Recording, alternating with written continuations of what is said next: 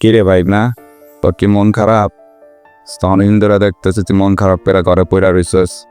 মামা হাসি না বেটা, মামার কাছে ক তোর কি হইছে? না মামা, আমার কিছু হয়নি। আজকে আমার মন ভালো নেই। মামা। কি কস?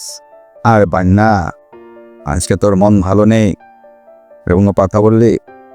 কি হয়েছে? কি জন্য তোর আজকে মন ভালো নেই? এই মামার কাছে বল। না মামা, কি আর বলবো তোমার কাছে। একটা মেয়ে, তোমার এই ভাগনার মনটা ভাঙ্গে চলে গেছে। সেই কষ্টে কোনো কিছু ভাল লাগে না মামা। কি যে করতে মনটা চায়। আরে ভাই না, এক মাইয়া গেছে দেখ, হ্যাঁ এমনি পইরা থাকবি? আর কত মাইয়া আইব বেটা জীবনে?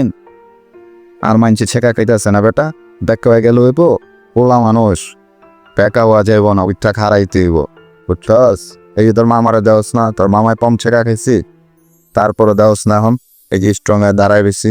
কি করবো মামা, আমি তো ওরে বলতে পারি না। সারাদিন ওর কথা আমার মাথায় পড়ে মামা।